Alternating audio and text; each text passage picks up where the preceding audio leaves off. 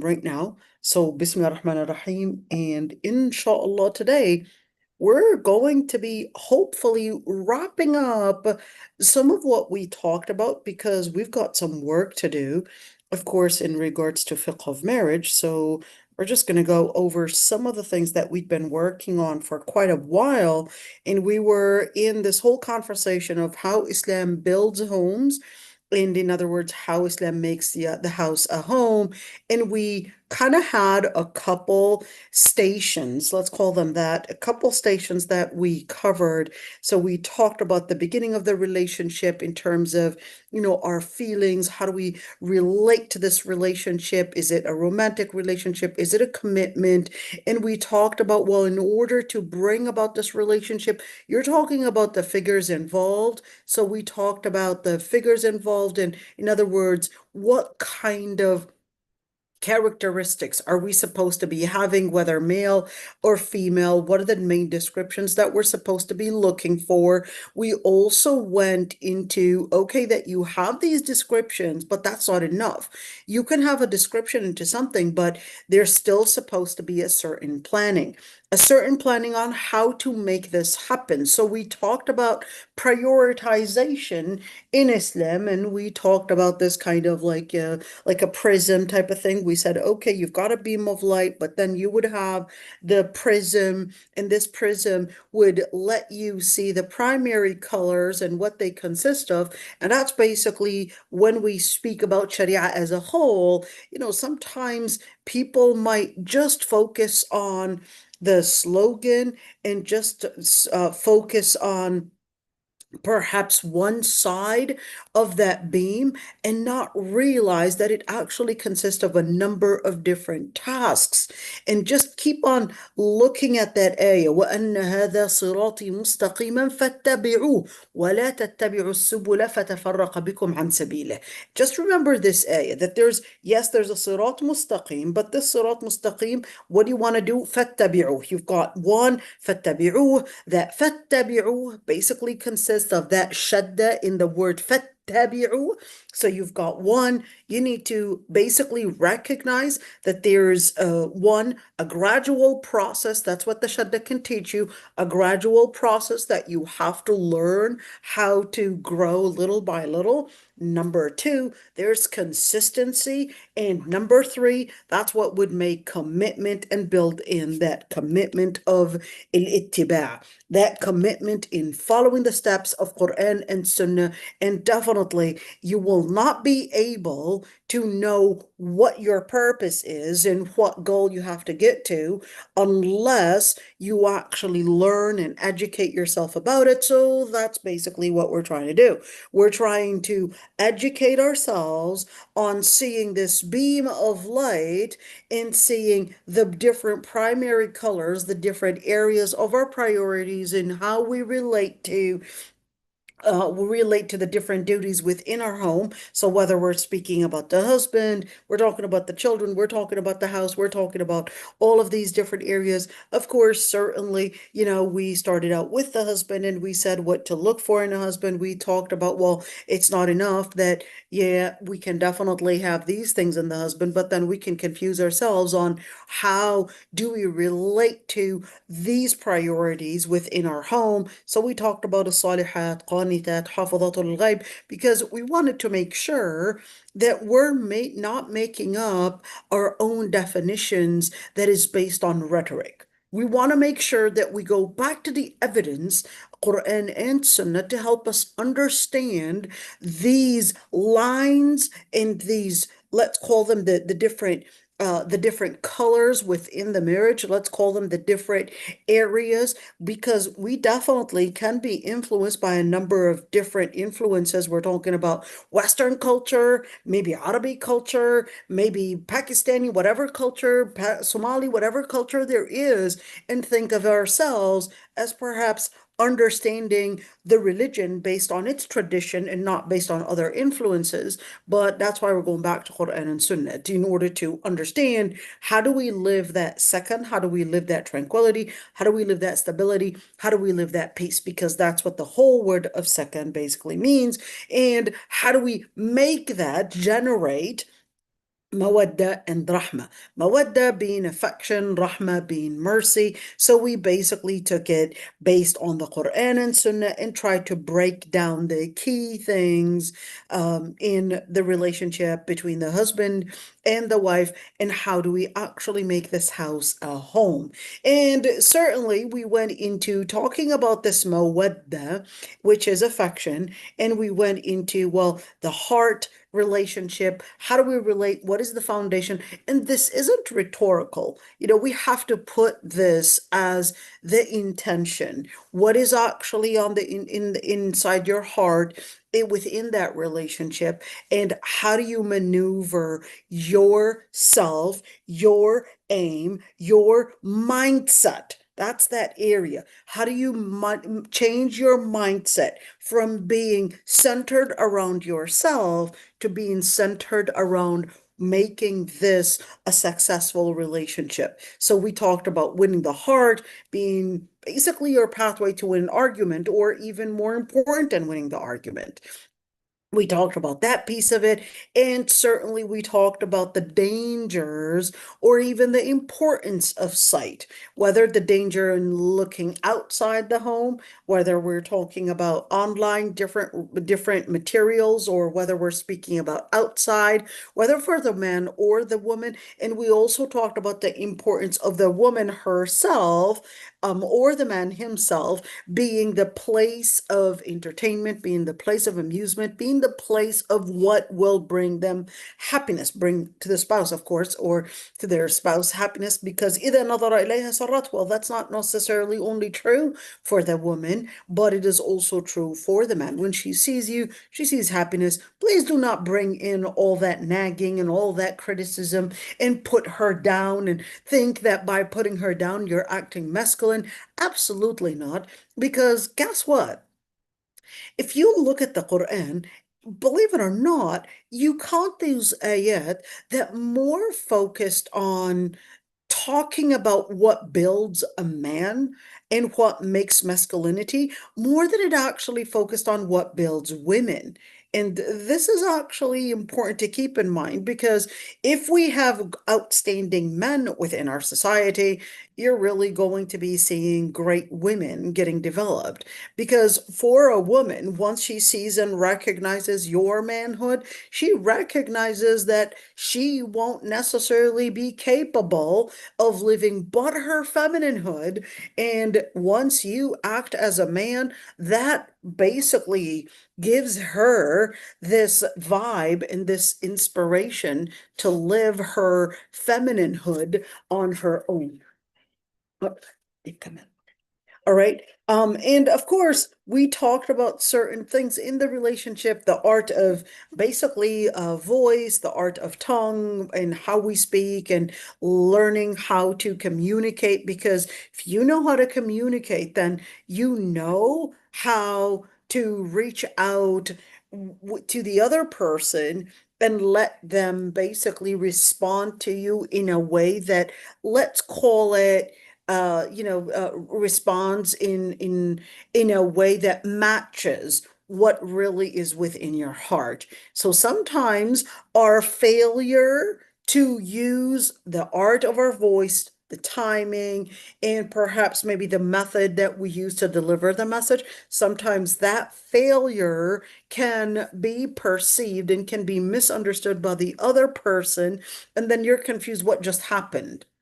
Well, you probably went wrong in one of these, and lack of communication can easily be, let's call it the trigger and the spark of a problem. You basically miscommunicated, the other person misunderstood, the other person took it personally, the other person somehow thought that you were trying to somehow undermine them, somehow take over his masculinity, somehow basically got easily misunderstood because of the wrong message that you basically delivered. Wrong communication is one of the main keys to giving a wrong interpretation.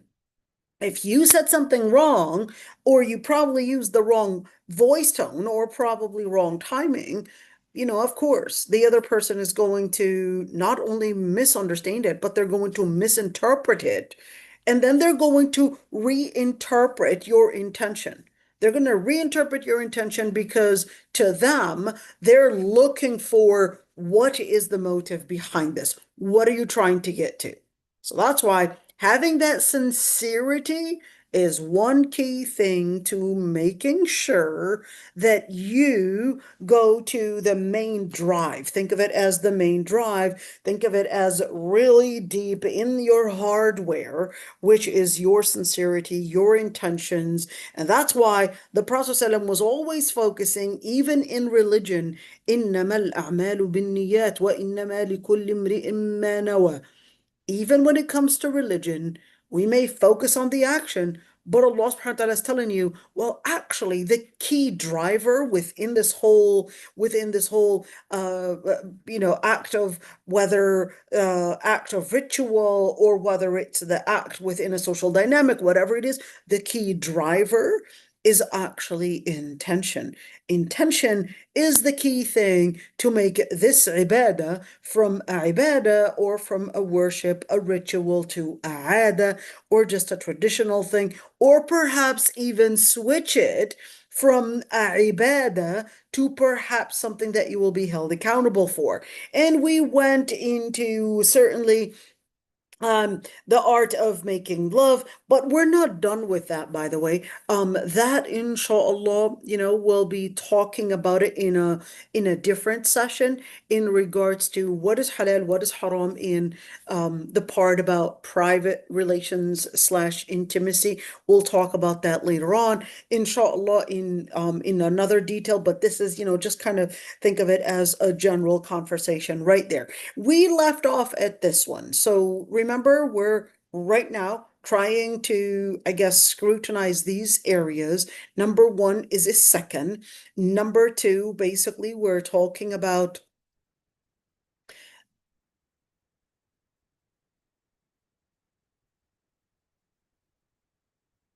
okay.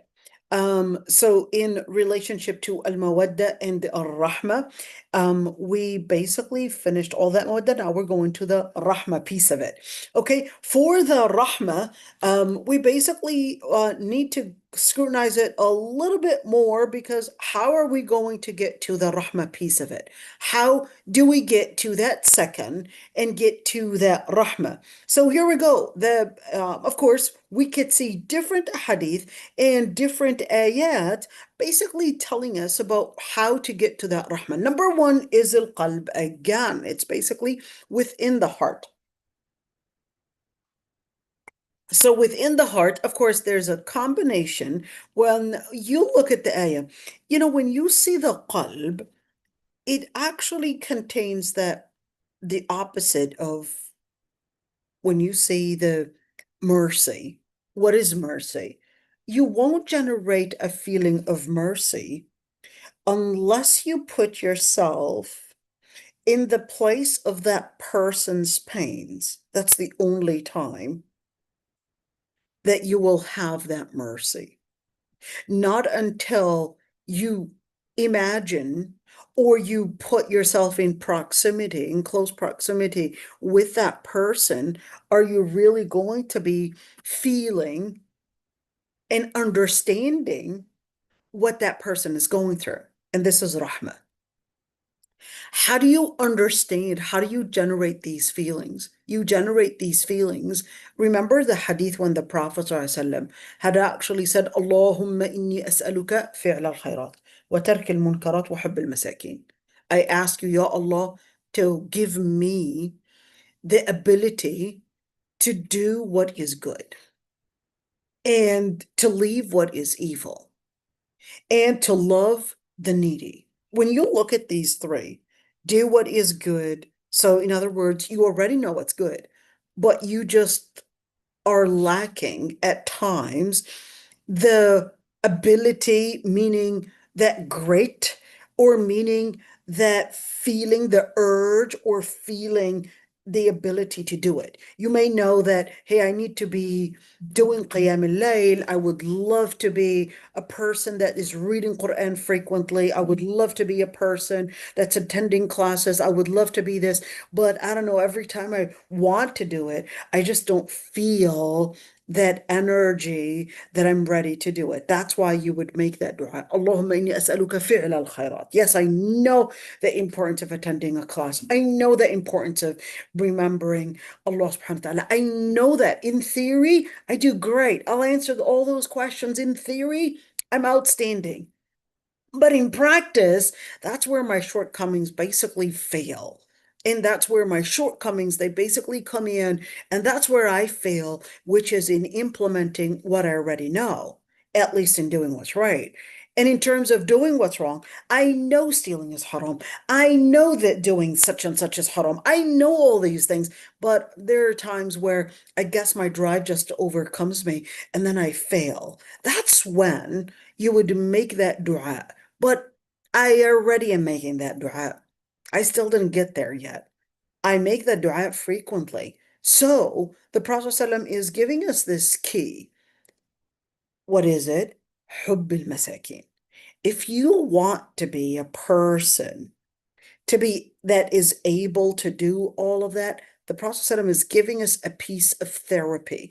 There are certain things that you really have to work on in order, make it as a hands-on to change a number of different things within you. And that is helping the needy. You won't be capable of helping the needy until you get really close to them. You eat with them. You go to their homes. You talk to them. You visit them, probably in hospitals. You are basically there seeing their struggles, feeling their struggles, and you're there seeing how it is so hard for them to achieve or accomplish one simple thing that to you, it's probably, it's probably just something that you probably would do in a second and not even think about it. Not until you recognize those relations and you put yourself in proximity with these people, are you really going to develop a sense of qalb, a sense of heart, a sense of compassion, and a sense of mercy. Now, this is key. And that's why Allah subhanahu wa ta'ala tells us one of the key things that will grow within you and certainly bring that compassion. Allah subhanahu wa ta'ala says, وَاخْفَضْ لَهُمَا جَنَاحَ الذُّلِّ مِنَ الرَّحْمَةِ وَقُلْ رَبِّ ارْحَمْهُمَا كَمَا رَبَّيَانِي صَغِيرًا. Basically starts before you get married. I want you to look at this ayah because this ayah is actually key when we're speaking about compassion. You can have compassion to a cat, an animal, maybe your friend or whatever it is. That's great.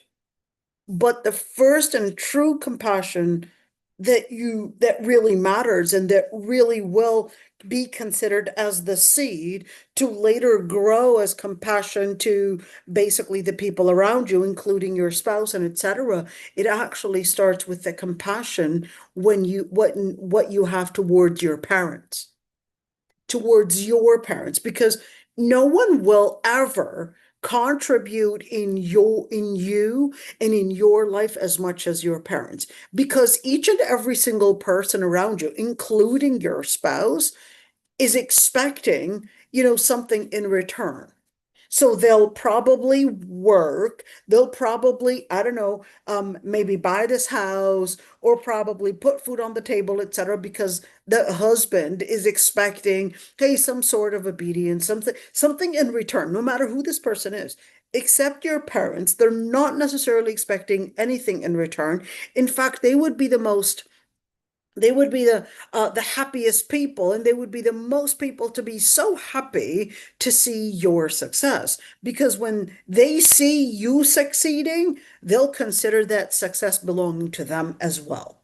But other people, they will see your success as a competition, but your parents will not see it as a competition. They will see it as tracing to whatever they had contributed. Now, when you look at how do we understand mercy in that one? I want you to look at this one. وَاخْفِضْ لَهُمَا جَنَاحَ الذُّلِّ.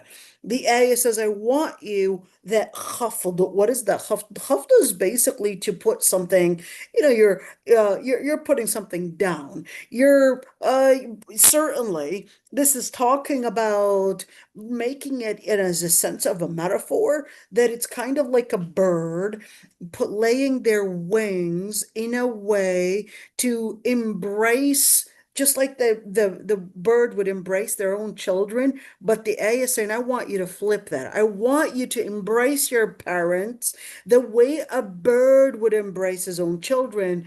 And just like they would keep them warm, embrace them from any dangers, embrace them from any needs and all of that. They'll be the ones to give them the food. They'll be the ones to keep them warm. They'll be the ones, etc. All these different things.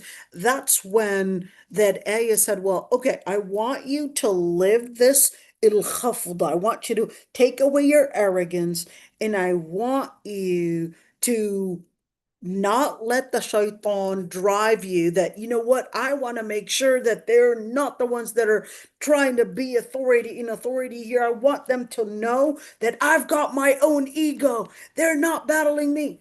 All of that could easily be driven by shaitan. So Allah subhanahu wa ta'ala comes in and says, Janah dhul. I want you to embrace a dhul. Dhul is supposed to be a bad thing. Dhul is supposed to be humiliation. You want me to allow them to humiliate me? You want them to you want me to allow them to somehow put me down, treat me with condescending comments and all of that? The answer is no, no, no, wait a minute.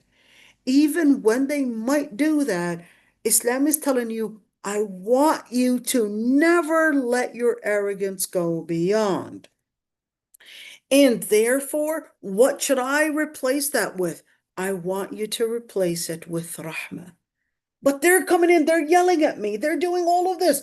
Islam tells you, listen, what you don't realize is that perhaps they're probably giving you a direction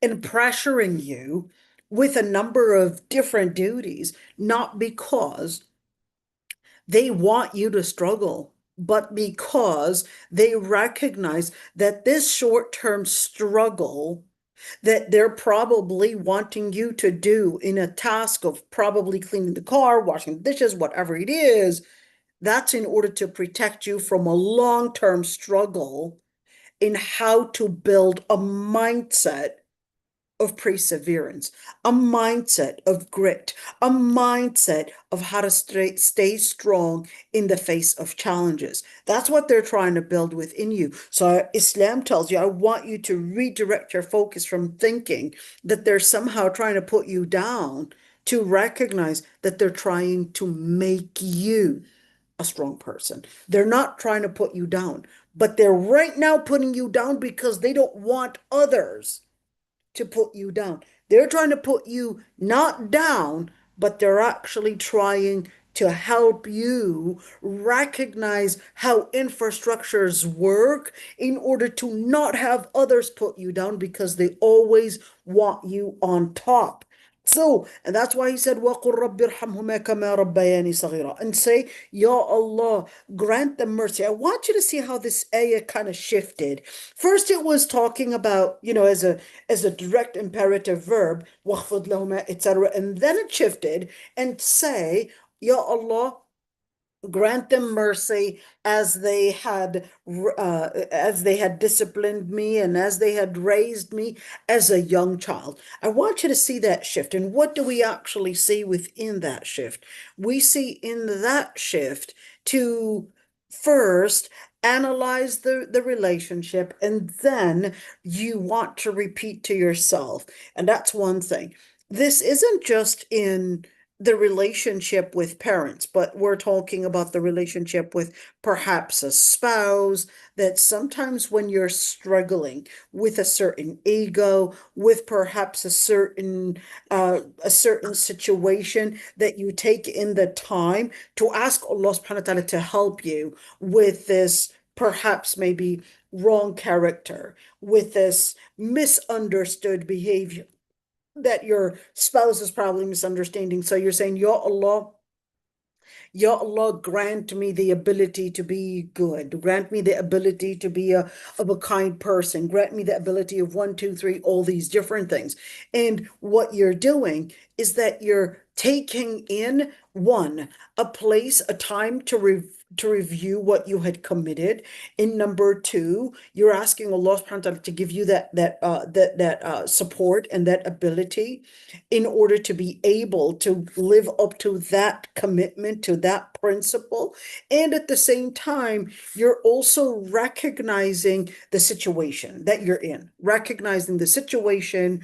I'm basically struggling. I'm basically trying to do this. I'm being misunderstood. I'm being this. All of these different things. Take the time to ventilate it to Allah subhanahu wa ta'ala and not ventilate it to your friends, because you want to take in the moment to recognize that even when you have your shortcomings, when you fail, never display yourself, not to your friends or to anyone, as a person of ridicule, as a person of evil, as a person of your shortcomings, because Islam does not want you to define yourself based on your shortcomings. Even with your friends, Islam wants you to basically always see yourself as a strong person and never display yourself and display your weakness, but to Allah subhanahu wa ta'ala. But to Allah subhanahu wa ta'ala. That's why إِنَّمَا أَشْكُو بَثِّي وَحُزْنِي إِلَى اللَّهِ. Not to people, to Allah. To Allah subhanahu wa ta'ala, not to people. Because Islam does not want you to at all see yourself as not deserving the honor and respect. You always deserve the honor and respect, no matter what it is. Never create an identity of yourself, not even in joking. Always be a person that gets that honor to yourself and is expected from others as well. Now, having that being said, when we're talking about that mercy that we are basically developing within the relationship between a husband and wife, we're talking about al-qalb in that relationship, whether it's the husband or the wife, that there has to be a certain level of compromise, a certain level of respecting each other's pains, a certain level of acknowledging each other's pains, rather than somehow putting them down and letting them feel that, you know what, you're just whining because you don't want to do it. You're just whining because you're trying to get away from this task. You're just whining, but instead, acknowledging each other's pains is one key thing within the relationship. And we have to be honest. Do not be dramatic in somehow trying to impose others to do the job, but be your true honesty of what you're really going through. And at the same time, the other person should not whatsoever then think of the other person as, yes, you're just being dramatic because you're trying to do this, but know that if it's easy for you, it may not be easy on the other person. If it's easy for you, it may not be easy on the other person. So then in that situation, that's where that qalb comes in. That's why the Prophet ﷺ said, إِنَّ اللَّهَ رَفِيقًا يُحِبُّ الرِّفْقِ وَإِنَّ اللَّهَ يُعْطِي عَلَى الرِّفْقِ مَا لَا يُعْطِي عَلَى الْعُنْفِ وَعَلَى مَا سِوَاهُ. The Prophet ﷺ said that Allah subhanahu wa ta'ala is the Rafiq. What is the Rafiq? Rafiq is a companion. The Rafiq is also a person of gentleness. يحب الرفق, that Allah subhanahu wa ta'ala loves that people would be gentle. What does it mean to be gentle? What it means to be gentle is to acknowledge and recognize how people may not necessarily have the capacity to do something, how to recognize their pains. You recognize, same thing with the husband. You recognize that she's right now failing cleaning the house and failing taking care of the kids and putting things in place, etc. You know what? She's trying to do her best. He might accuse her that, no, you're not doing your best. There's more to be done. My mother used to be able to do this and this and this. He would say, you're comparing two things.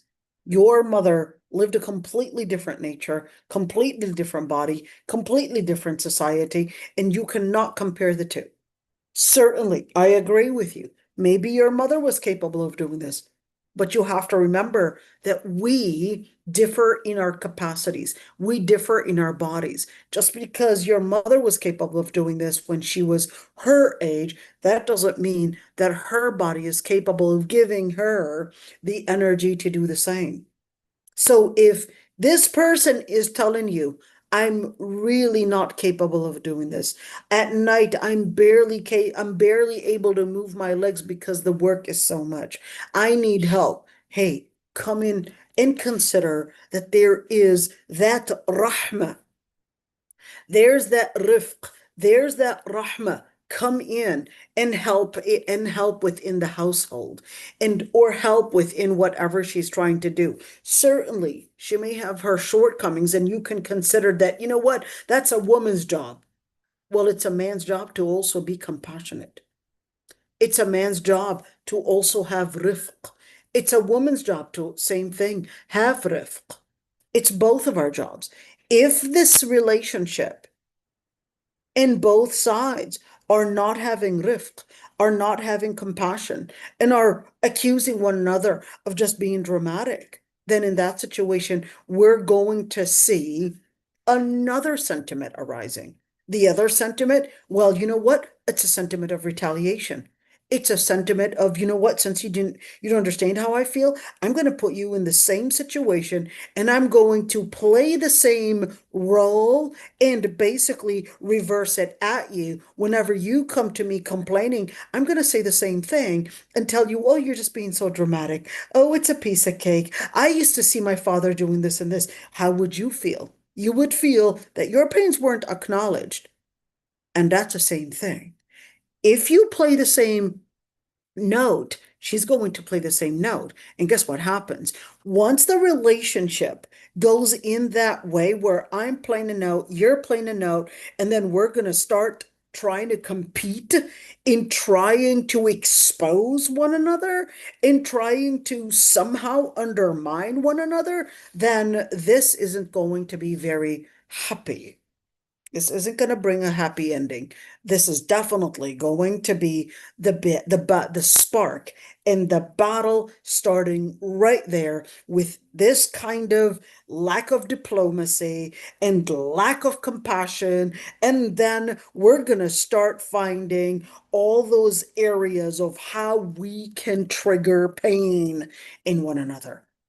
And guess what? Once the other person somehow starts developing some form of thick skin to your words, then we're going to start using a different kind of pain. We're going to start to grow in, let's call it the pain, the pain the pain in how we will inflict pain upon one another. We're going to start growing in one, in the momentum, in the force, in the methods, and then we're going to start creating, instead of a home, we're making a battlefield because we're trying to just attack one another. Why? Where did it start? It started with lack of qalb, lack of mercy. It started with me and you. We were just looking for ways to somehow inflict pain upon one another. Started out with words, and then it continued with probably figuring different ways to include perhaps our children to say different things, and then perhaps the in-laws to say different things, and then the list goes on and on. And what did we create? We didn't just create a battlefield, but we created soldiers, we created now different methods of ammunitions, and then we started, and then of course it will become divorce, and just leaving this battlefield and withdrawing from it will probably be easier than being within that battlefield. نسأل الله العفو والعافية. And this happens during our times very often, believe it or not. So how do we live this mercy? The Prophet ﷺ said, الراحمون يرحمهم الله تبارك وتعالى. ارحموا من في الأرض يرحمكم من في السماء. How do we live that? Well, remember, live الراحمون يرحمهم الله. You donate to the people outside when we could easily say, well, you know what? Maybe they should get a job. We could easily say that about a needy person. Maybe they should try harder to find a job rather than ask for donations and expect people to give them zakat and fund their life. Maybe they should work harder. Maybe they should somehow, figure out a way to get an education. It was their fault. We could easily say that. But then Allah subhanahu wa ta'ala, or the Prophet ﷺ was teaching us, "Ar-Rahimuna yarhamhumullah." Just recognize how and what people are basically going through. In that way, that's how you will attain and you will gain basically Allah subhanahu wa ta'ala's mercy upon you. You will gain Allah subhanahu wa ta'ala's mercy when you yourself embrace mercy. How do I embrace mercy? You basically see through people's, at least their commitment, at least see through what they're trying to do. Just see through what they're trying to do and how hard they're trying to get to a certain thing. Maybe they didn't necessarily get into a successful method to try to get to where they were supposed to be, but then at least see through that they were basically trying, put in that mercy. And in order to put on that mercy, you really need to first be in close contact.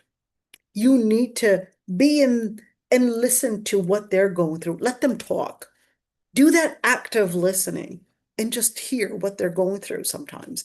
Just see it, hear it, smell it, see the different things that they're talking about, and are they really struggling? And guess what? Sometimes it's see through their maybe their weaknesses. See through their weaknesses. Indeed, maybe this person isn't getting good grades because they may lack maybe the intelligence.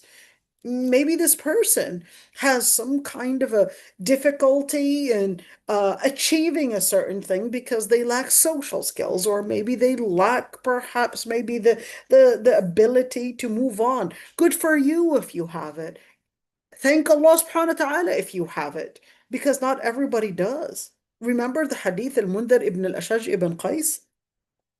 When he basically came to the Prophet ﷺ, and the Prophet ﷺ said, Allah subhanahu wa ta'ala loves two characteristics in you. And he said, Al-Hilm wal-Ana. When he asked what they were, he said, forbearance and gentleness.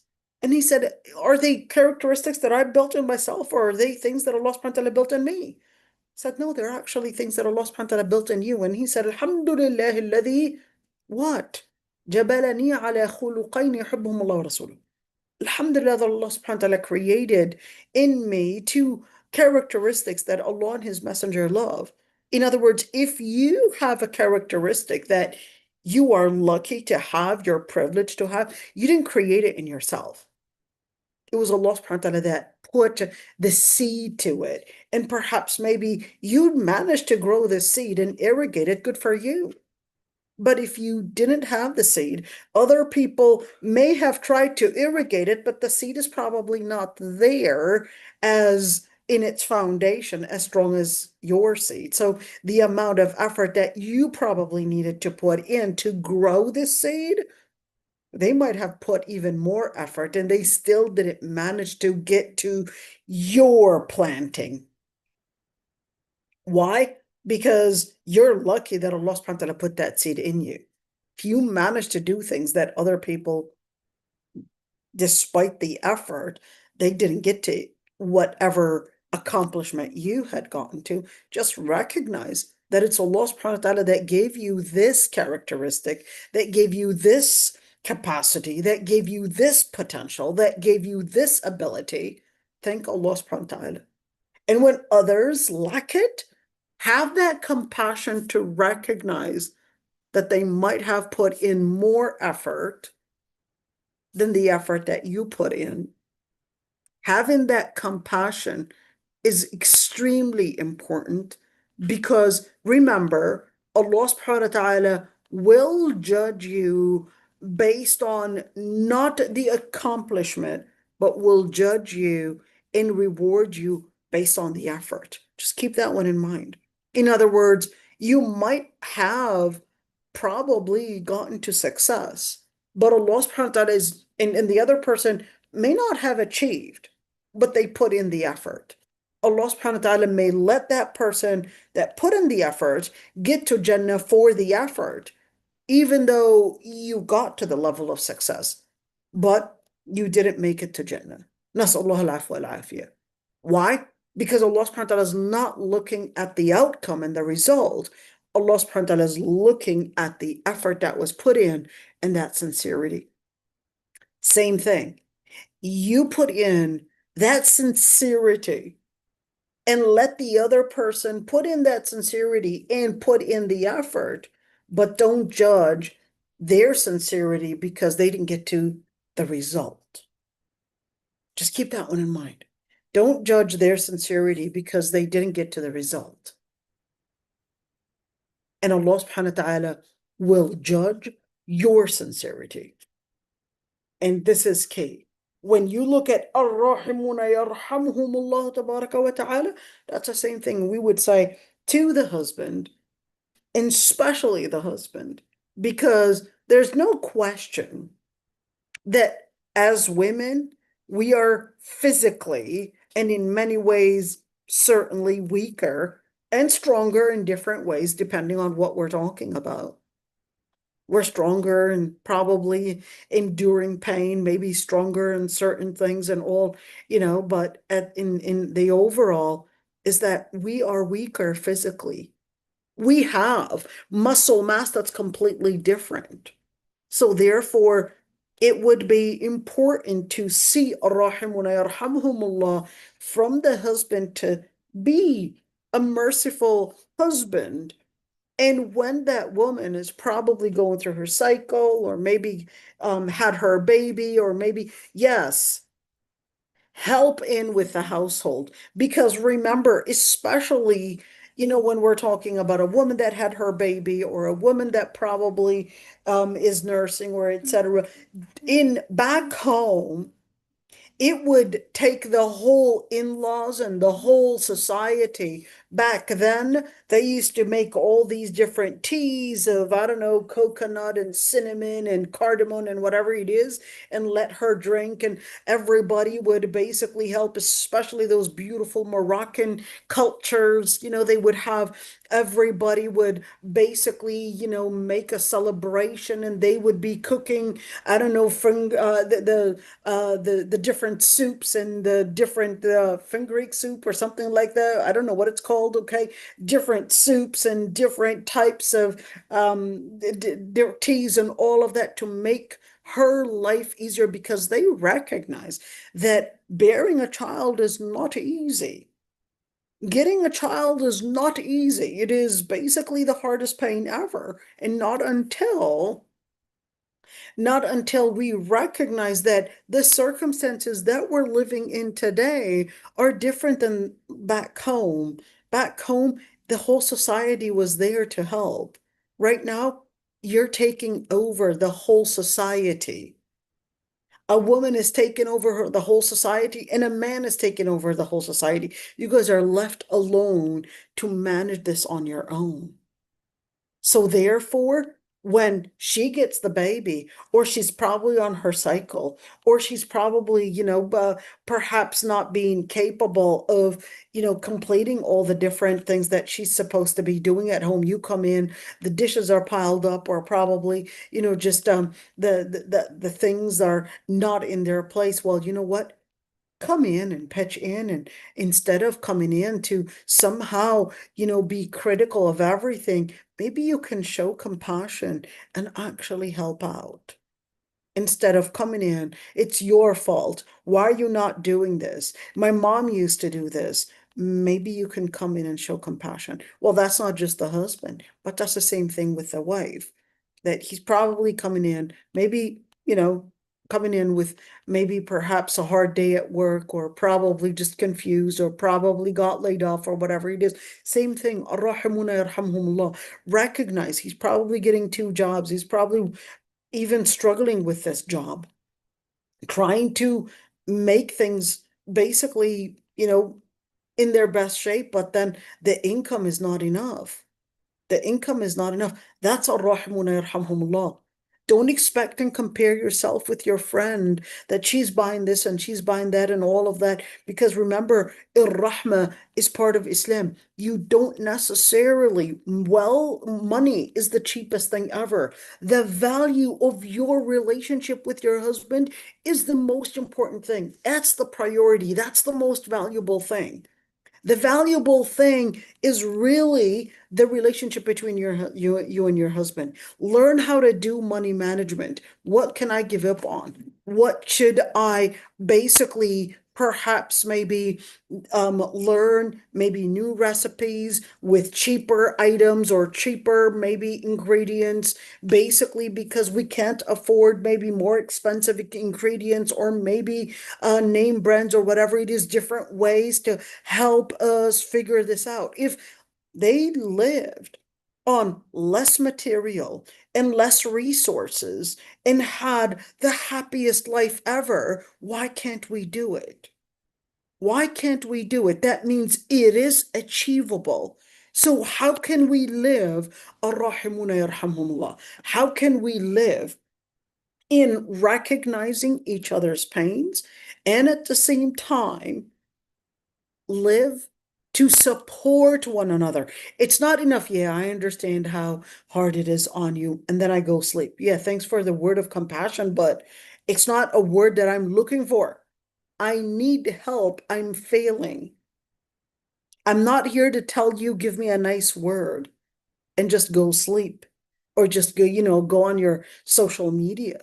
No, you recognize that I'm struggling. Yes, can you help me in acknowledging, perhaps can we reduce the amount of weight that's on me? Maybe reduce the expenses. Maybe reduce the nagging. Maybe reduce the expectations. Maybe reduce the expectations in what you might expect from me. How can we support one another? How can we understand one another? How can we help one another? And this is extremely important. Okay. Now, the other part is, remember, your spouse is a reflection of you. Allah subhanahu wa ta'ala says, "Hunna libasun lakum wa antum libasun lahun." Allah subhanahu wa ta'ala says they are garments to you and you are garments to them.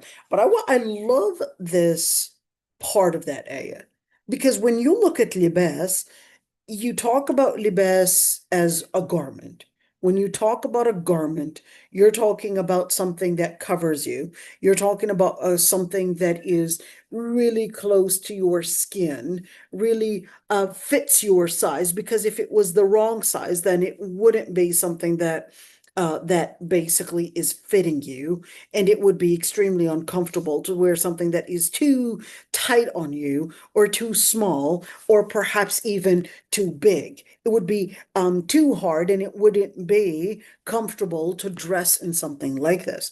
Therefore, when you look at hunna libasun lakum, it also covers the awra. All of that is extremely important to keep in mind. So when you're talking about hunna libasun lakum wa antum libasun lahun, that's the relationship that Allah subhanahu wa ta'ala wanted this marriage to be. You cover each other's shortcomings. Two, you basically try to fit each other's sizes, try to see each other's shortcomings, each other's powers, try to see how you can grow in try to grow in the other person's probably potential, or probably maybe they're aiming at a certain goal. Can you grow? Can you help them grow within this goal? Can you probably maybe see that, hey, this person is lacking a certain thing? What can I do? How can I be the right size for my spouse, whether it's a female or a male? Okay. So whether husband or wife, how can it be the right size? How can I cover their shortcomings? How can I give them warmth when they're cold? How can I basically also give them cold when I'm basically being too warm? How can I be the temperature adjuster right there? How can I be the person that helps them basically appear in their best appearance? Because remember, garments are also for appearance. We dress up in certain times basically because, hey, we want to appear our best. So even when we're talking about a garment, we're also talking about an appearance. Do you present your spouse in the best presentation, or are you always making and mocking your spouse in other people's presence in order to somehow give yourself a better presentation that you're probably more masculine? See, I'm basically putting down my wife right there because that's what makes me a man. No, it doesn't. Give your wife a good presentation and give your husband a good presentation, and don't disclose their, let's call it, shortcomings, because the second that you disclose your shortcomings, guess what? You're going to end up really, let's say, exposing those areas that are probably maybe ripped, or areas that are probably maybe torn within that garment, but your duty was to put a patch on it. Your duty was to hide it, to conceal it. Your duty was not to expose it, because the second that you expose it is that same second that you expose yourself. You didn't expose your husband only, or you didn't expose your wife only. You just exposed the disgusting personality that is within you. So Allah subhanahu wa ta'ala says, Hunna libasun lakum wa antum libasun lahun. That is basically to break it down in a metaphorical statement, in order to let us know how we basically act as garments to one another, to give warmth, to give modesty, to give good presentation, and certainly to give all the different covering of whatever needs to be covered for our own survival and for our own selves. Okay, the Prophet ﷺ also said for a man, لا يفرق مؤمن مؤمنة إن كره منها خلقا رضي منها آخر. The Prophet ﷺ said that a man should not, the word is yafrak. What is yafrak? Yafrak is, when you put your hand on something and you press so hard and then you move it, what happens? When you move it, you kind of create friction. And with that friction, you create heat, you create, of course, that heat and that friction, it basically starts creating tears. That's yafrak. Okay. That's exactly what it is. Okay.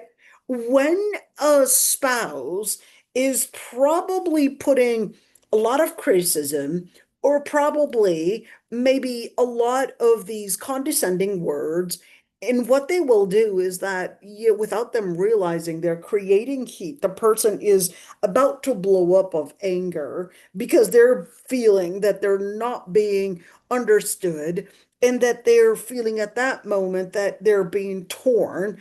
And at that moment, they feel that there's so much friction, like the relationship is right now really coming into I'm disconnecting with you because you're disconnecting with me. Okay, so that's that yafrak. And the Prophet ﷺ said that pious husband would not, one, bring in this al-farq, would not criticize to create heat, to create tears, to create withdrawal. That's, just the word yafrak. This is amazing. You know how you could say this, jami' mana, this is what we say in Lugha Arabiya. It's like one word that contains all these meanings, and it doesn't even need all these. In English, I can't think of a word that actually is, with the same description as the word yafrak in Lugha Arabiya.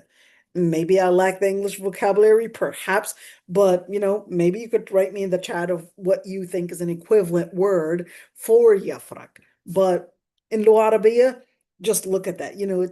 It's a whole it's a whole word and just it's a whole description. You're talking about war, creating friction. You're talking about creating tears. You're talking about creating pressure. You're talking about withdrawal because of separation. You're talking about all of that.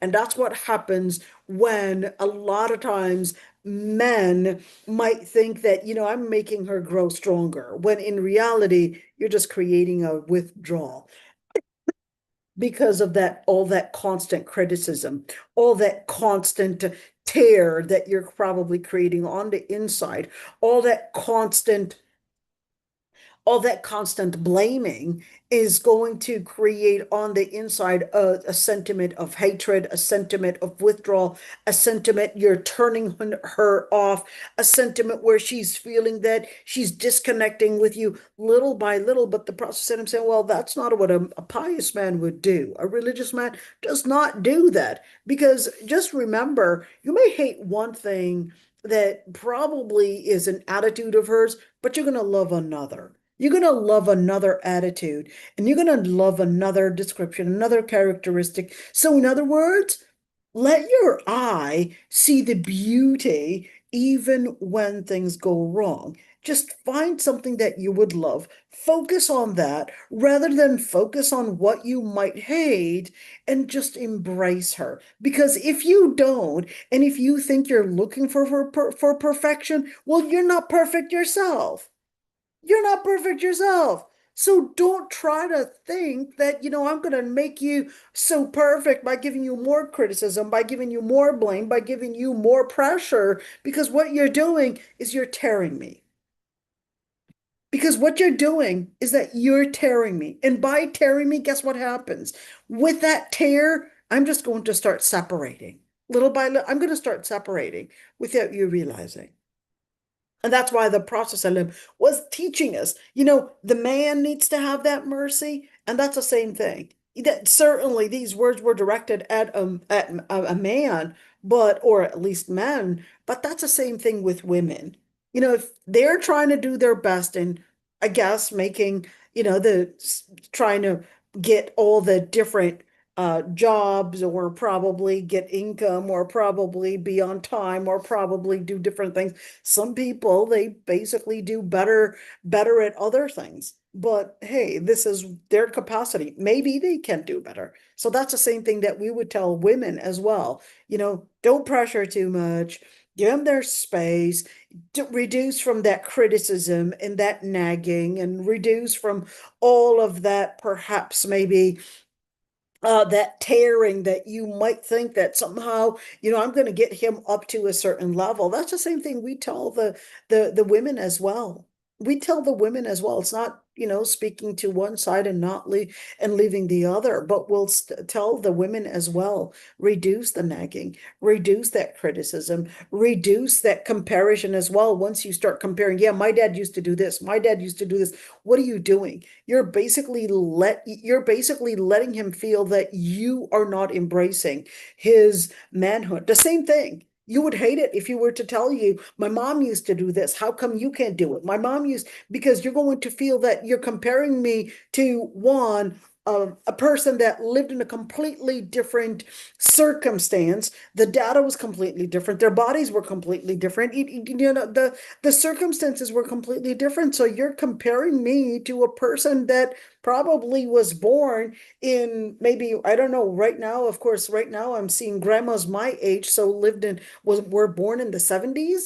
Okay, so, or maybe, hey, we can go back a little bit and we can say born in the 60s.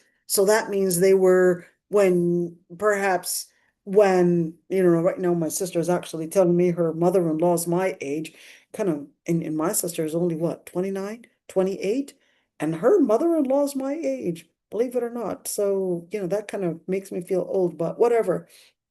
And her mother-in-law was born 1975, 73.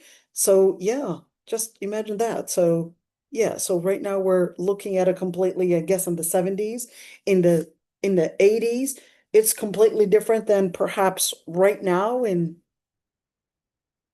well, wait a minute. She would have been his mother in the 90s. Well, I mean, not unless she had her baby even younger. Okay, now I'm taking you in a completely different thing. Okay. All right. You can see I was really, I'm really, really trying to get things in place. Okay, let's see. Now going for the other responsibility, which is children. Okay. So with children, of course, what are our priorities in regards to children? Number one, remember that DNAIM rule that we talked about earlier. So there we go to that DNAIM rule. But here's the thing. I thought it would be good to go to this hadith. Let's look at this hadith for a bit. Let's see. So عن Malik, let's look at it. عن Malik ibn al-Huwayrith. I want to look at this hadith. We're going to look at it because this hadith is actually key. عن Malik ibn al-Huwayrith قال أتينا رسول الله صلى الله عليه وسلم ونحن شببة متقاربون فأقمنا عنده 20 ليلة وكان رسول الله صلى الله عليه وسلم رحيما رقيقا فظن أن قد اشتقنا أهلنا فسألنا عمن تركنا من أهلنا فأخبرناه فقال ارجعوا إلى أهليكم فأقيموا فيهم وعلموهم ومروهم فإذا حضرت الصلاة فليؤذن لكم أحدكم ثم ليؤمكم أكبركم. Let's look into this hadith. Malik ibn al-Huwayrith said, we came to the Prophet ﷺ, and we were young men, so we were pretty much close in age. And we stayed with the Prophet ﷺ for 20 days. The Prophet ﷺ was very merciful, he was very gentle upon us. And he then thought, so what did he sensed that they had missed their families. So he started asking them, who did you leave behind? How many kids do you have? Are you married? How old are your kids? Just basically just knowing about their circumstances. So they started telling him what they had left behind and all that. And the Prophet ﷺ said, go back to your families and stay around them and teach them. In other words, teach them wamuruhum and order them, basically give them instructions.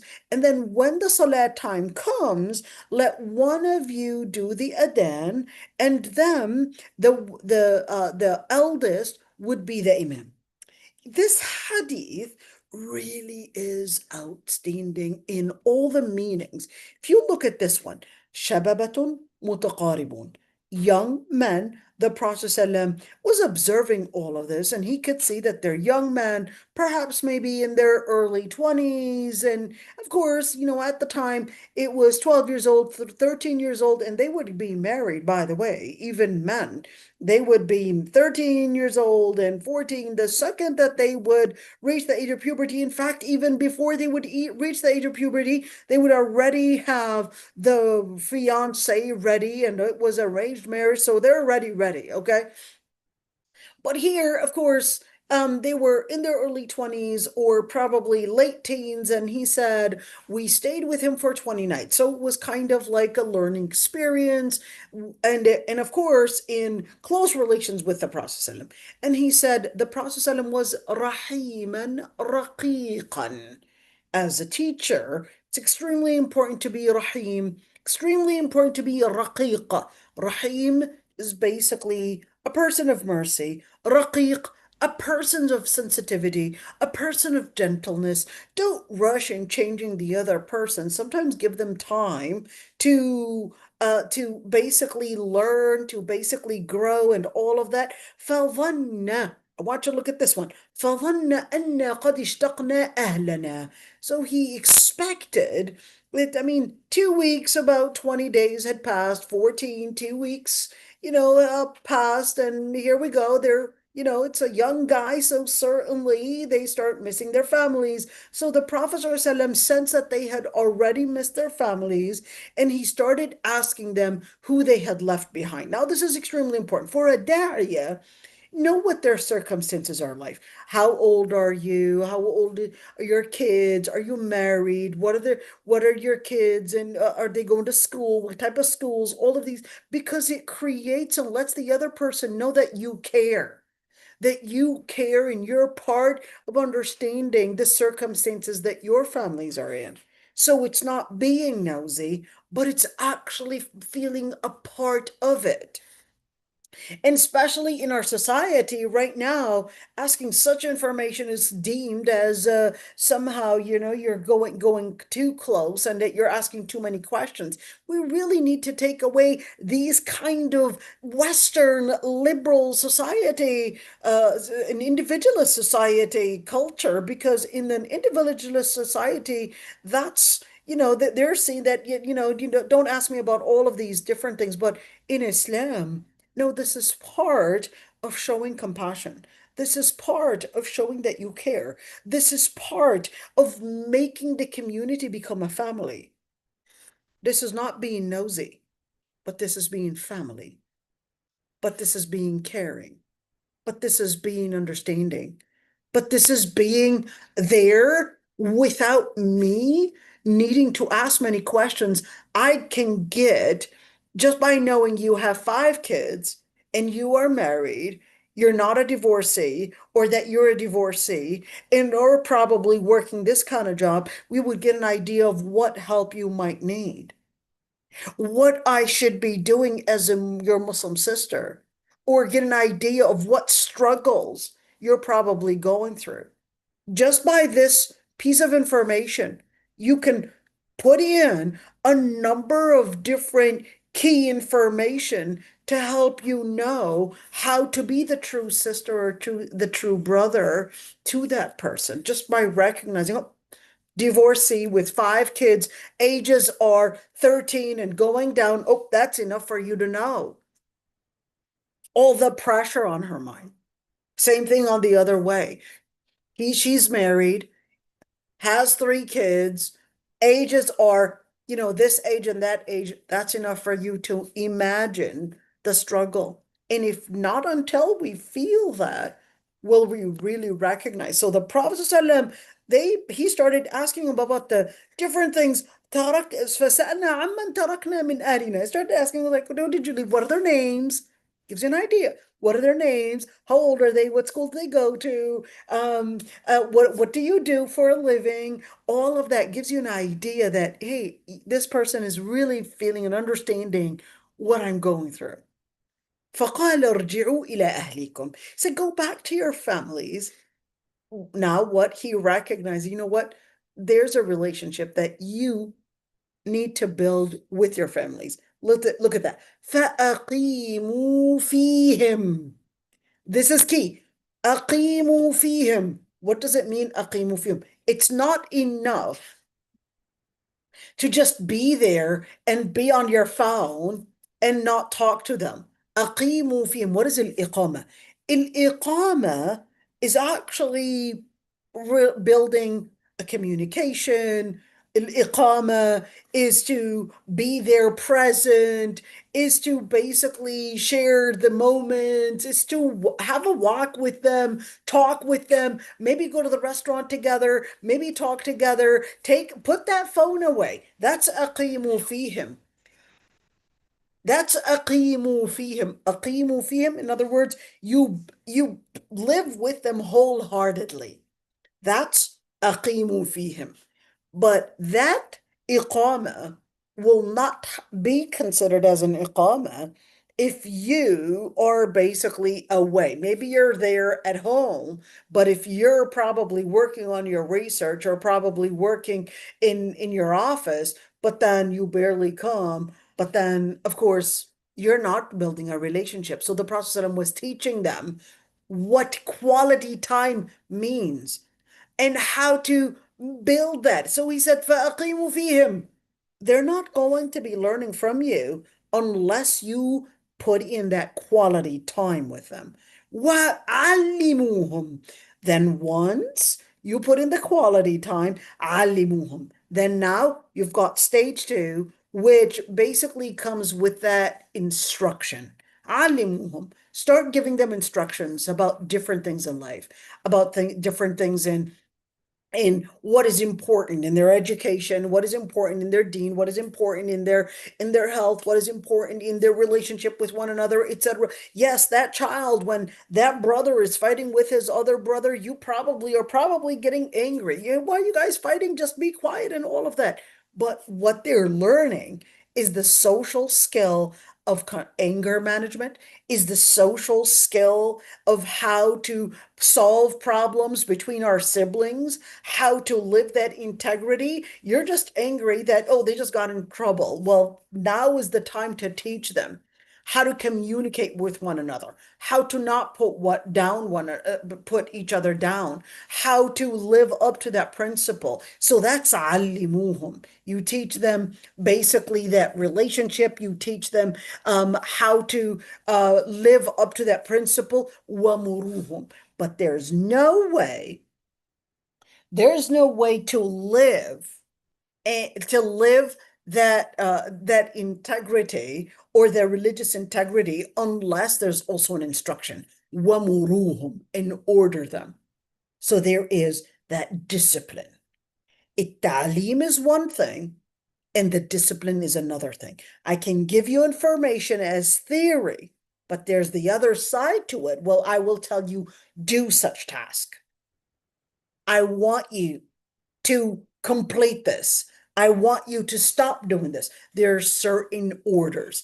In the modern type of upbringing children and child psychology that they're telling you about, they're telling you not to do this. But sorry, Islam tells us that no, there is one side that involves instruction and that involves basically education, and there's the other side that involves discipline.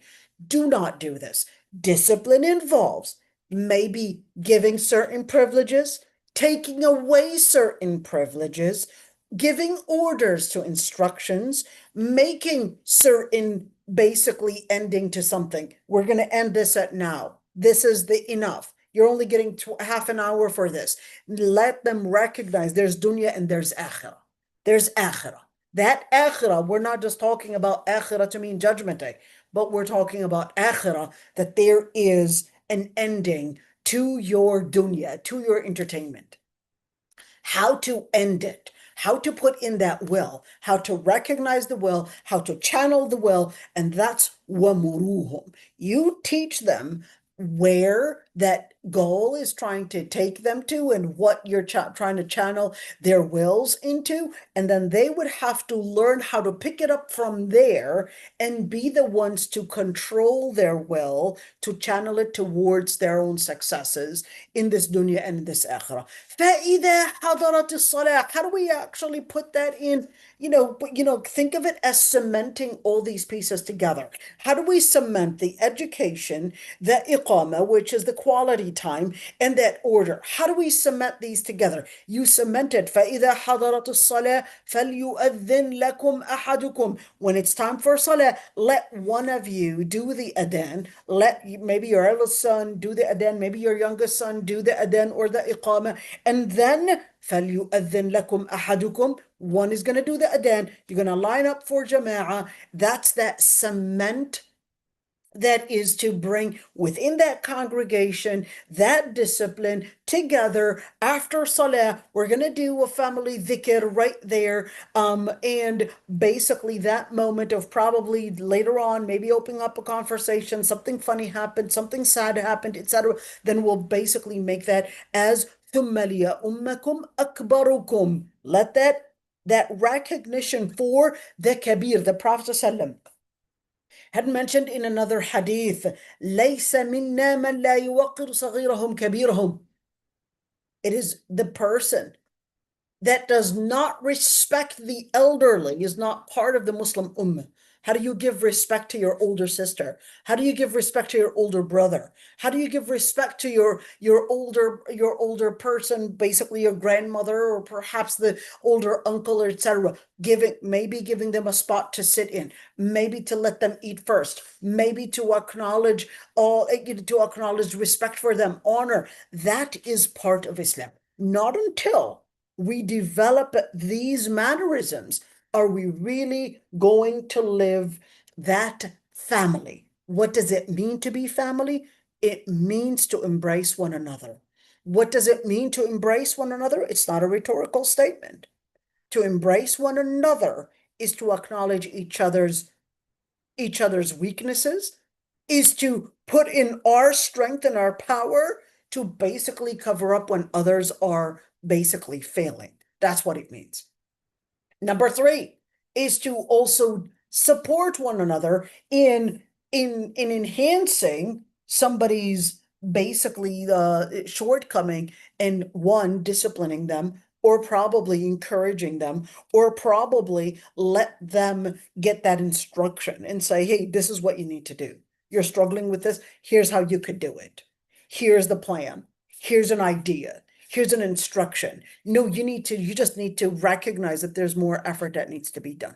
Okay, now in relationship with our children, what is supposed to be my priority? Number one priority, remember, deen, nafs, aql, ird, mal. Remember that one. So when we're talking about deen, nafs, aql, ird, mal, we're talking about the priority is to teach the children their Islam. When we're talking about teaching the kids their Islam, and then of course things about life and about health and aql, about mind, and ird and chastity and mal and wealth, etc. Now teaching the children about their deen and learning perhaps the pillars of Islam. How do we teach them? How do we teach them at least to remember علموهم ومروهم? So we would teach you about Islam. We would teach you about whether it's salah or whether it's about Allah subhanahu wa ta'ala tawheed, or whether it's salah, or whether it's zakah, or probably siyam, because zakah, they're too young for it. Teach them about siyam, or probably teach them about the different details in Islam. Well, that's one thing. The other thing, and when we're talking about salah, well, how do we learn salah? Tahara, self-hygiene. How do we teach them that self-hygiene, bodily hygiene? This is extremely important. And certainly the hygiene that you would teach perhaps somebody that didn't reach the age of puberty is different than the hygiene that you probably need to teach maybe a girl or a boy that reached the age of puberty. Teach them about maybe ghusl, maybe teach them about how to maintain their area clean, how to maintain their clothes clean, how to maintain their bathroom, or whatever it is, and help them get that instruction. Don't give them just a theory, but let them participate in it. Come in and clean that. Come in and actually learn how to do it. Now you have to put in that ilm in tahara, and then that order and instruction in doing tahara.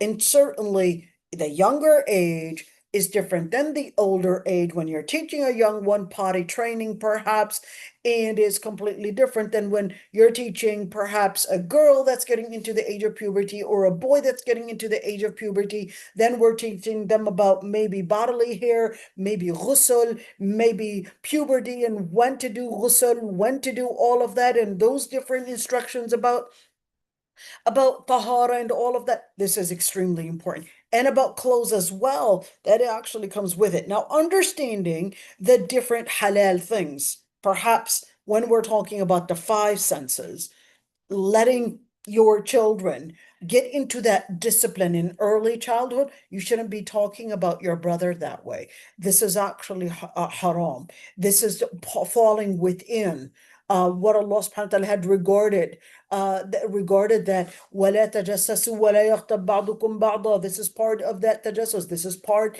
of that or somehow thinking that I'm gonna tattletale, I'm going to right there sneak and start to somehow speak ill about you, all of that. And probably the brothers, Allah subhanahu wa ta'ala is watching every single thing that you're saying.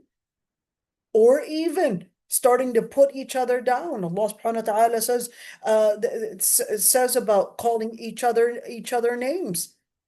Calling each other names, that Allah subhanahu wa ta'ala says that بئس الاسم الفسوق بعد الإيمان. You call it, that's a name, that's fisq if you were to call your brother such a name. What does that mean? Well, that basically means you're channeling, you're directing yourself towards hellfire. Is that what you want? Is this the identity that is a fasiq identity? Is that the identity you want to give for yourself? Or are you a person of iman? So when we're speaking about the different five senses, what they say, what they look at, when you see somebody, hey, there are certain right touch and wrong touch. There are certain things that, hey, no one is supposed to be getting near that area, or even teaching them how to be modest, whether it's a boy or a girl, but certainly the girl needs more of that. How to maintain that modesty, how to maintain their privacy, how to maintain certainly certain things about their eyes as well. You see somebody not dressed properly, I want you to lower your gaze and look somewhere else. Just teaching them about eye discipline, nose discipline, ear discipline. When you hear something going wrong, don't even listen to it. When you teach them all these disciplines in what to say and how to say things and all of that. But one thing is that remember, when we're speaking about alimuhum wa muruhum, there's that side of teaching them at least the theory of it, but there's also the side that muruhum. When you say muruhum, it goes into two different categories. The first category is that I would give you the order that that's what I want you to do. There's a discipline. The other one is that there's a consequence if you don't live up to that discipline. How can we do the consequence? Is it necessarily hitting? No, not necessarily. Sometimes it's taken away a certain privilege. And sometimes, yes, it can go up to hitting. What type of hitting are we talking about? The type of hitting that does not leave bruises, that does not leave bleeding, that does not puncture the body, and certainly does not hit the head, does not hit the groins, does not hit the abdomen. That's the kind of hitting. Then therefore, this is not within the perimeter of, let's call it that الضرب المبرح. Okay, so when we're speaking of that, whether it's the father getting involved or mother getting involved, all of that is part of muruhum. You basically give them that order, and certainly not just the theory of it. And of course, when we're speaking about training them in on Islam, the Prophet ﷺ basically had instructed that this instruction and this discipline does not only start from the age of 7, but the instruction actually happens before that. They would see you would teach them probably the Fatiha, probably teach them certain things about Salah, certain things about halal, haram, etc. And then once that instruction happens, then they will mimic. Children mimic and replicate what you do without you realizing. The words that you say, the behavior that you do, that is the first mirror by you making the such instruction. That's why the Prophet ﷺ said, "Aqimu fihim." They would see what you're doing, they would try to mimic it, they would basically learn from it, and then you would become their first role model. You would become their first role model. So therefore, let them see that you're giving donations. Let them see that you are probably fasting, or how you basically embrace the whole ritual of fast, or how you would embrace hijab, or how you would embrace honesty. This is extremely important. Let your children see that when your husband orders you for something, that you're not going to sneak since he's not watching, but you are going to live up to that principle. And that is that integrity. That is the honesty that even, yes, dad is not here, but he told us that we're not going to do it. That's it. We're just going to follow the instructions. We're going to live up to that integrity, up to that religious integrity, up to that piety, even when that other person is not there.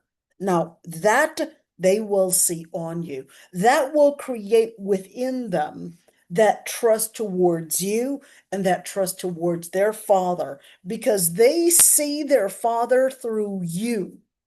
They see their father through you. If they see that you are trusting their dad, they will trust their dad. But if they see that you are not trusting that, that's when that will generate a sense of distrust, a sense of insecurity within the children. And then we question why mental illnesses are on the rise. Well, it started when we basically didn't recognize as parents what kind of sentiments and what kind of mindsets we're actually creating on the inside. The first of those mindsets is the sense of insecurity. The sense of insecurity basically generates when the mother or the father The father might generate towards the children that your mother, she can't be trusted, etc. And then the children will start to lose that relationship with their mother. And certainly the mother will start to retaliate and then start retaliating and then start to generate these certain sentiments towards their father. It becomes really the battlefield within the children without us realizing. Okay, now how do we generate life and health within the children?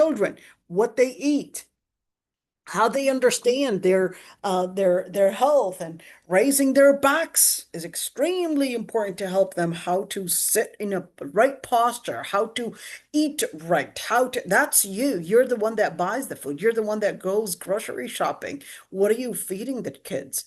Are you doing your homework and understanding what the different healthy things to eat or not to eat, the amount of it and portion sizes and etc. And certainly when you see obesity, well, that means you are basically doing something wrong. You're the one that's providing the kids. The father usually doesn't know what's inside that grocery cart, doesn't even know, or they call it trolley here, okay? Doesn't even know what's inside. So it was what you had provided. It was the portions that you probably did not oversee. You didn't control the portions.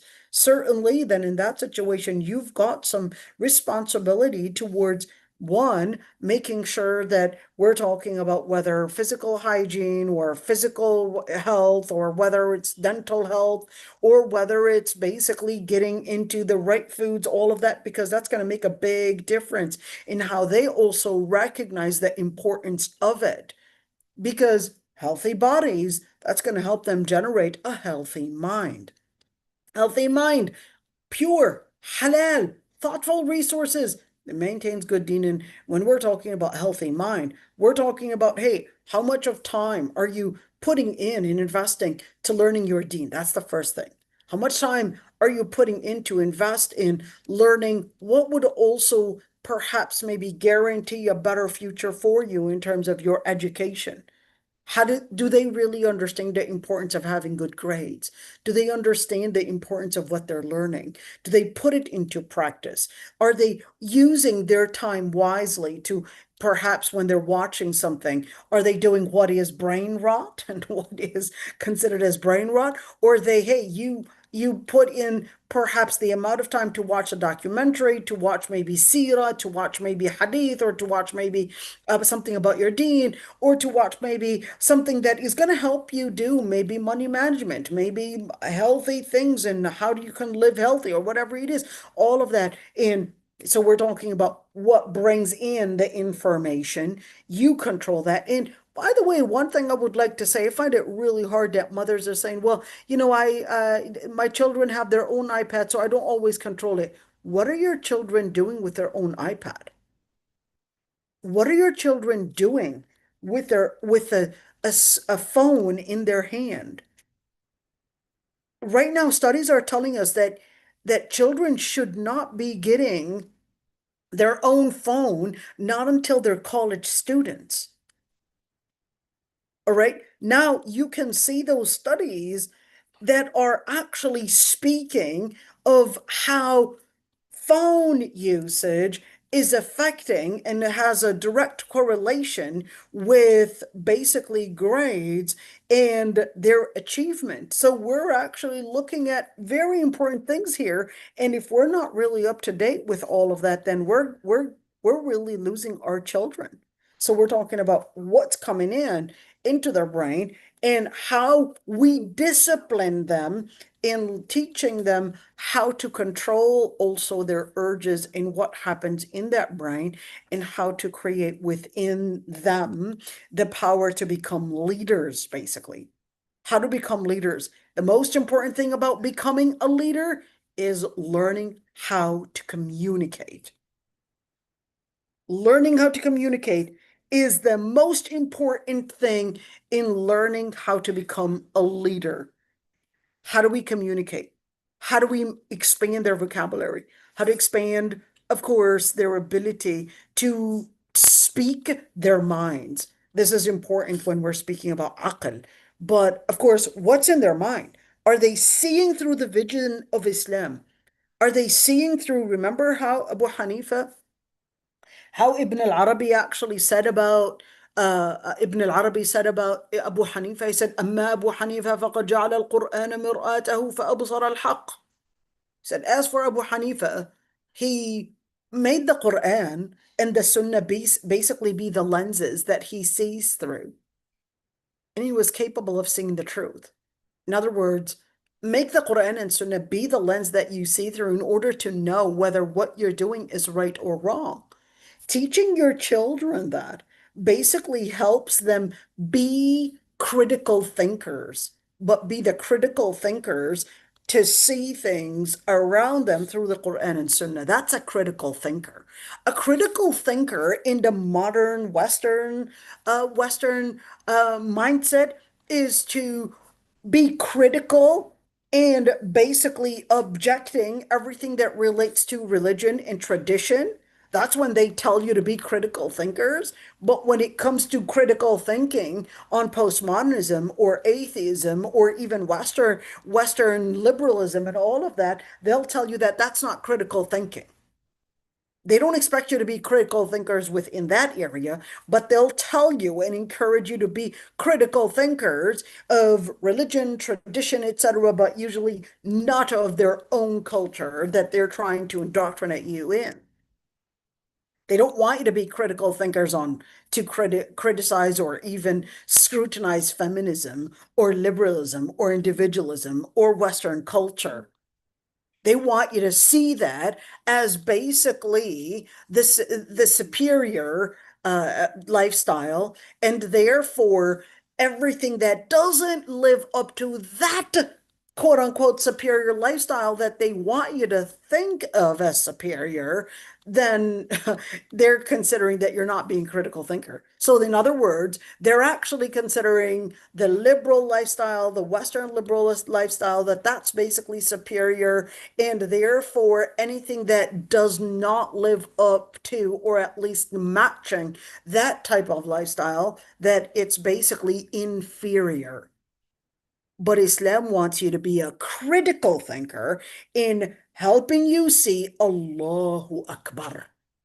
Allahu Akbar. Allah subhanahu wa ta'ala is beyond all. And therefore, look at things through the Quran and Sunnah and then judge it. Is this right? Is this how Islam wanted you to understand the world?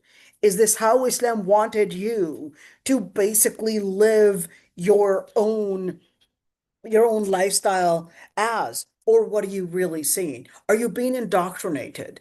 Or is this society, are you getting those reels basically changing and making up your mindset? And you would think of it as, yes, it's my mindset. That's how I see the world. It's me being free. Are you really being free? Or are you really being controlled by perhaps social media or by perhaps your friends or by the Western culture or whatever culture that is out there? And you think of yourself that I'm just being free. Are you really being free? Or are you really told that you're free when the truth of the matter is that you're not seeing the indoctrination basically being infiltrated within basically these reels or these probably rhetorics out there, and then you're thinking of it that, oh, look at you. You think of yourself as free when in reality you're actually being controlled. It's exactly very similar to what Harriet Tubman had said. She said, I would have been capable of freeing a lot more slaves if only they were capable of seeing that they were slaves. They couldn't even see it. And that's what Islam comes in to basically train us and let us see. Be a critical thinker and don't just adopt other people's ways of life, and don't just adopt other rhetorics and thinking of it as being smart, when the truth of the matter, you're just being a parrot repeating what other people are saying. So Islam wanted you to see, alhamdulillah, Islam wanted you to see that critical thinking lens Quran and Sunnah, and then see through that and make sure you have the right interpretation in order to be critical of the different rhetorics, the different indoctrinations, the different cultures that may be surrounding you. That's how you maintain a pure halal and a thoughtful resource. But how am I going to get this Quran and Sunnah lens? Not until you take the time to learn Islam, you learn fiqh, you learn aqidah, you learn seerah, you learn tafsir. Not until then. If you did not put in the time to learn all of that, then just taking the time to watch a reel here and there on Islam is not enough. Teaching your children kind of like a daily regimen. Every single day we're going to do seerah, we're going to do Quran, we're going to do a little bit of tafsir, we're going to do a little bit of seerah, we're going to do hadith, we're going to do this is extremely important. It's not enough to memorize it, because memorizing it is one side of the story, but understanding it is not of any less importance, because understanding it is to create the mindset. This is really important. How do we create a mindset that basically sees through the Quran and Sunnah? So when we say teaching that mind aql to maintain good in their deen and their life, that's basically that responsibility and what we're supposed to be parenting our children in. Al-ird is the other thing. Well, scholars, like I said before, they had differences of opinions on whether ird comes first or aql comes first. But, despite that debate, no, I'm just going to move on right here. Ird, chastity. How do we train them in modesty? How do we teach them? Early childhood is different, because in early childhood, we're basically teaching them the wrong touch, the right touch, etc. But when they grow older, we basically also teach them distance. How do we recognize? Listen, if somebody's getting this close to you, they had definitely gotten too close. If they had touched certain areas, no, there are certain areas they should not be touching. You as well, you shouldn't be touching other areas. They teach them these boundaries, teach them these distances, personal distance. If somebody is getting closer than one arm reach, that means, hey, this person's getting too close. Why are they getting too close? Why are they perhaps maybe asking too many questions? Teach them that certain areas, it's not just in terms of body, but it's also in terms of information. Don't share too much information about your own household. What happens at home stays at home. Teach them that certain areas are sacred. Certain areas about you are sacred. Certain areas about your family is sacred. Certain areas about your family is sacred. Hey, Mama and Baba, so they had their short religious shortcomings. Don't share it. They're human beings. Let's help them become better in their religion. They probably, hey, maybe struggling with certain things about their life health style. Maybe they're struggling certain things about, maybe they got wrong things at home in terms of mindset, etc. Well, that's not something to be shared. That's something to be dealt with at home, but learning how to maintain that ird is part of teaching them how to honor themselves and how to honor the people that belong to them. Mom, dad, siblings. Those are our area of security. That's why also teaching them adab al-istidhan. Adab al-istidhan, when mama and baba are in the room, you don't, unless there's an emergency, do not get near that area unless there's an emergency. So therefore, learning adab al-istidhan, learning how to let others know that you're there. When we're teaching them adab al-istidhan, especially when they reach the age of puberty, don't be within a certain area there when probably we're talking about somebody.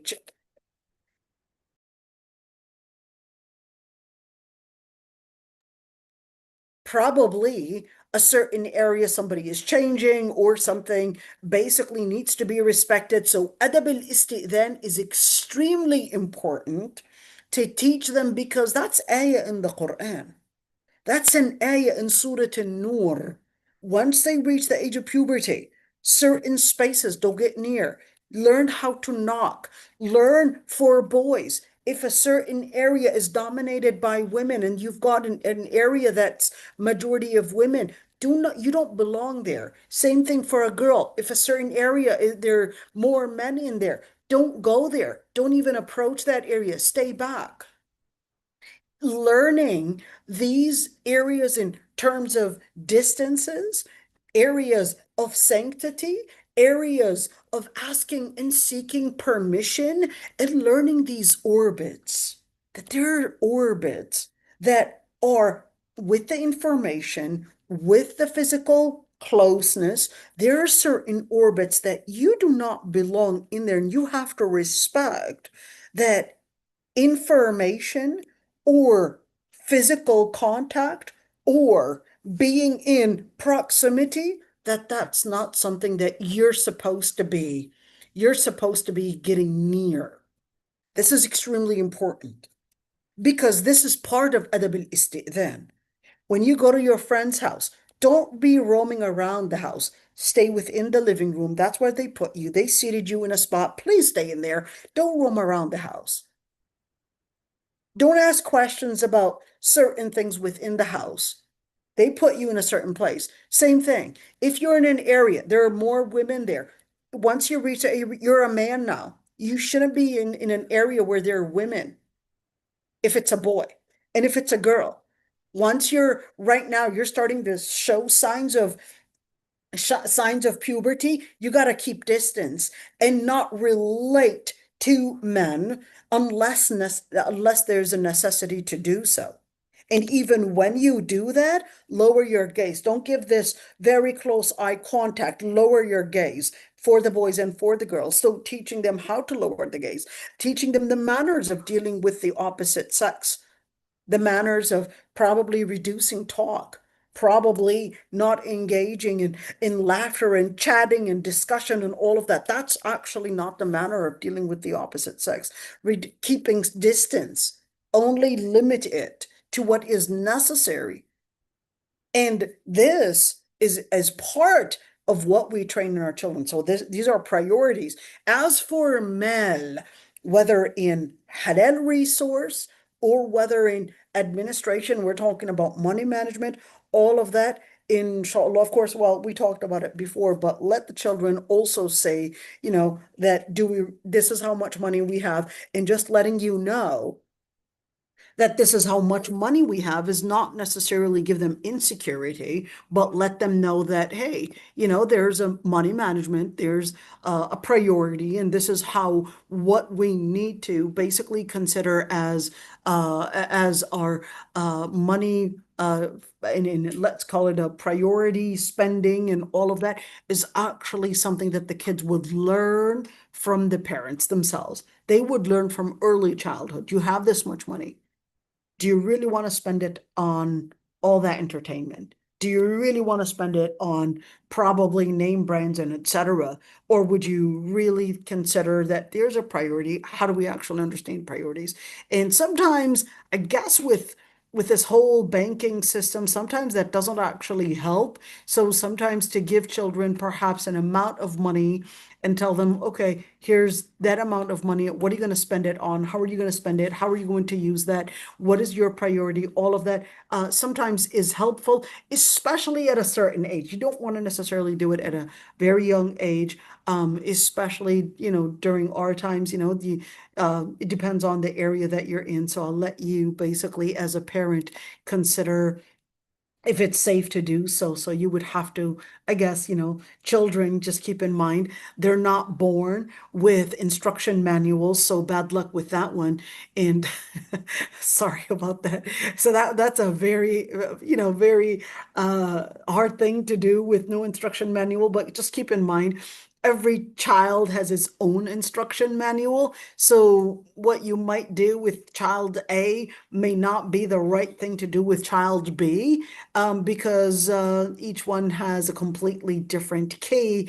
And each one has, of course, they don't come with instruction manuals. So you would have to figure out, I guess, the best way to make them function right. So this is it. Subhanakallah wa bihamdik nastaghfiruka wa natubu ilayk. I was hoping that we would continue this one. So inshallah on Monday, not tomorrow, but the day after tomorrow, we're actually going to get into a very sensitive subject. What defines masculinity? What defines manhood, but um, not based on my vision, but based on what the Quran and Sunnah basically tell us. Because it's so easy. We have all these lectures that basically are, talked about basically from men and perhaps women on what makes the right woman.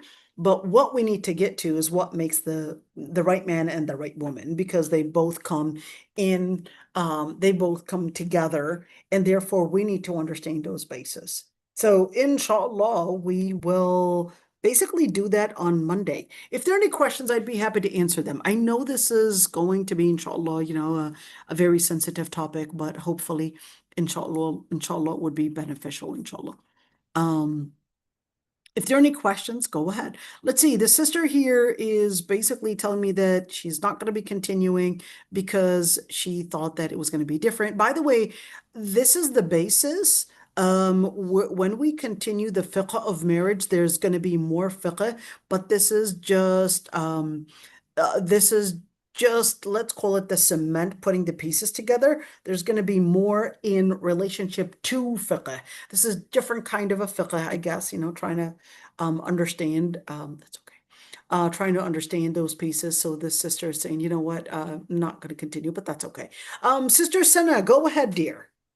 Yes, I just wanted to say when you were discussing something about the mother-in-law and how the husband says, my mother was like this, or the wife saying, my father was like this. And then we spoke about children. I just want to say that there's a physician by the name of Geber Mate. I'm sure everybody knows about him. He talks about children, and I was thinking about that a lot as you were talking about the children in a marriage and all of that.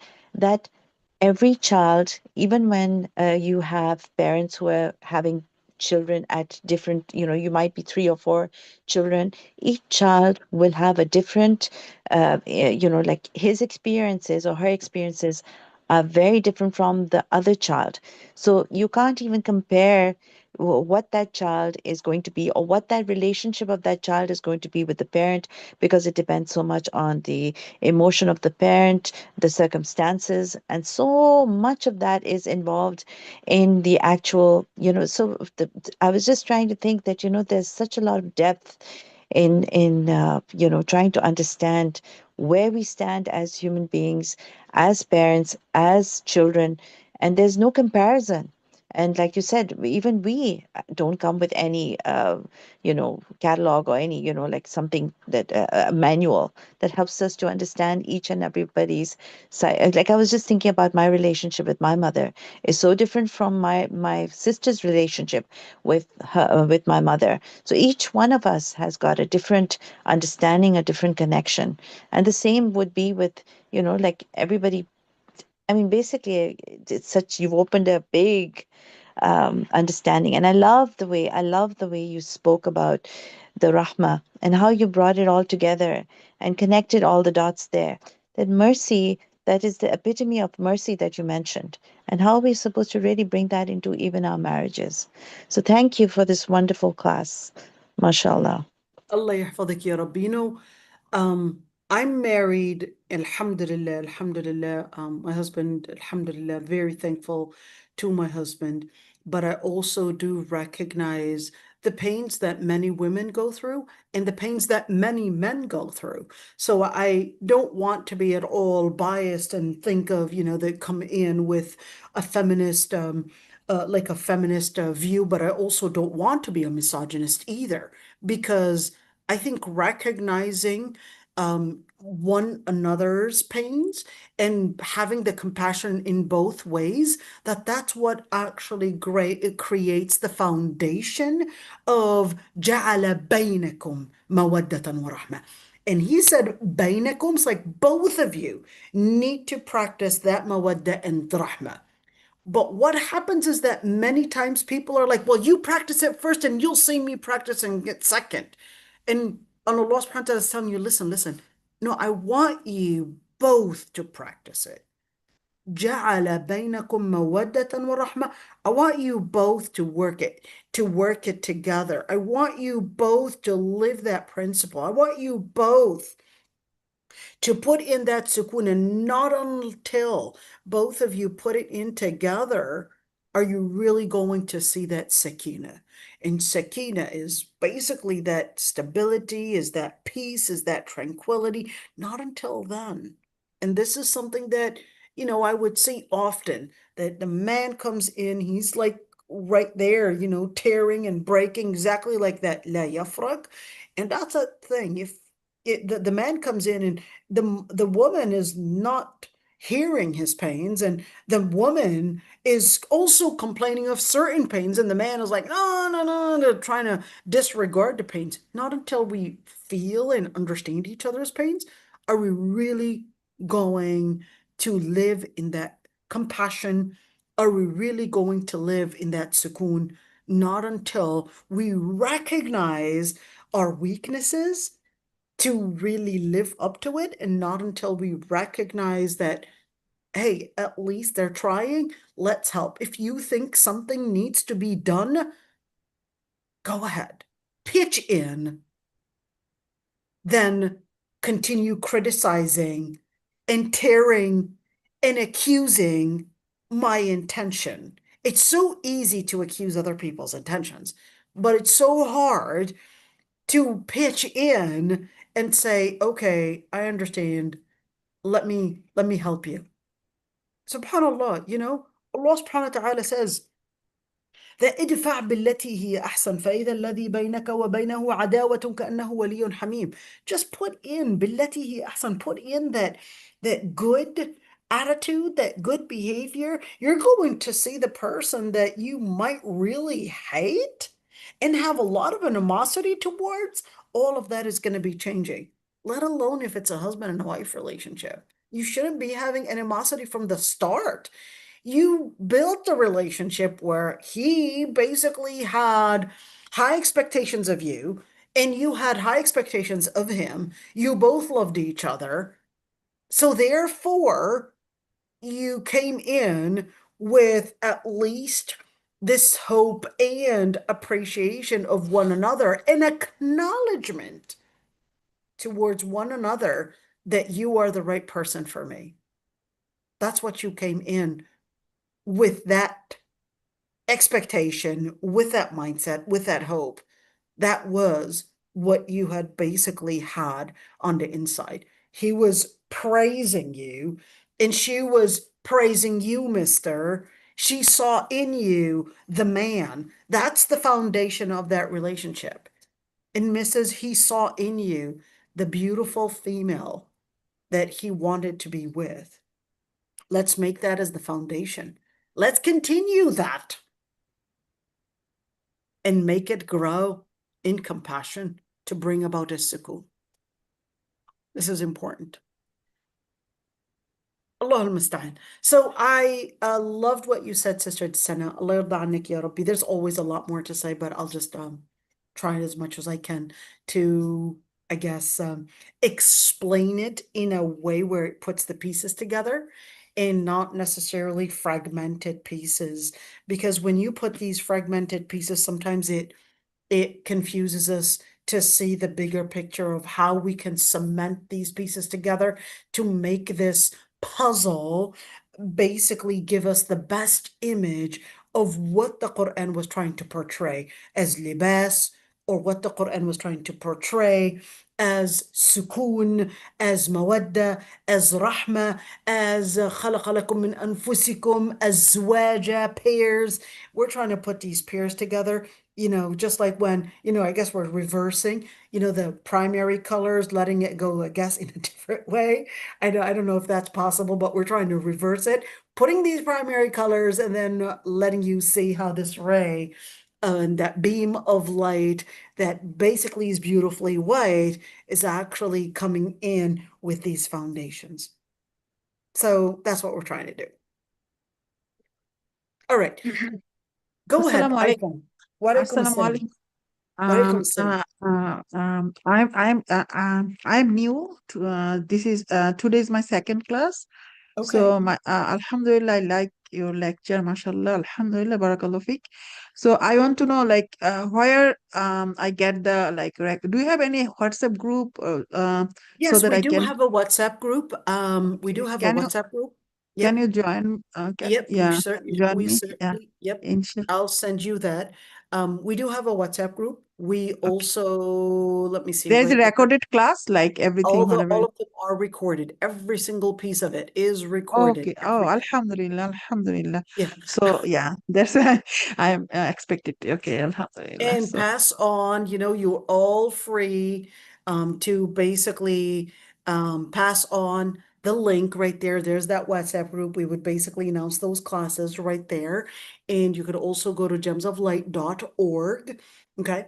And that basically has all that information as well. Maybe I can actually put that WhatsApp group right there. I don't know if they, you know what? I think there is the members.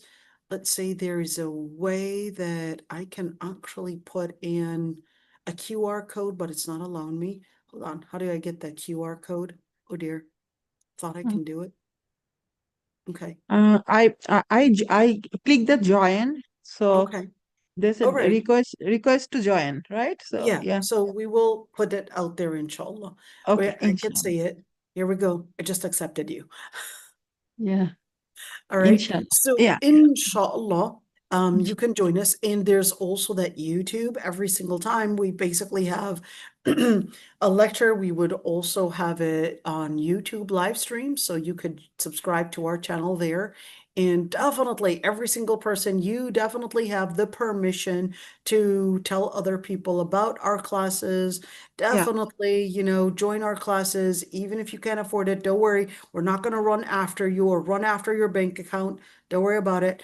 And just join and please, please let others learn about the classes that we're doing because alhamdulillah, what we're trying to build is the foundation of education on Islam and trying to help them grow. I know our classes can be buttery, but this is because I recognize that we have very smart, very smart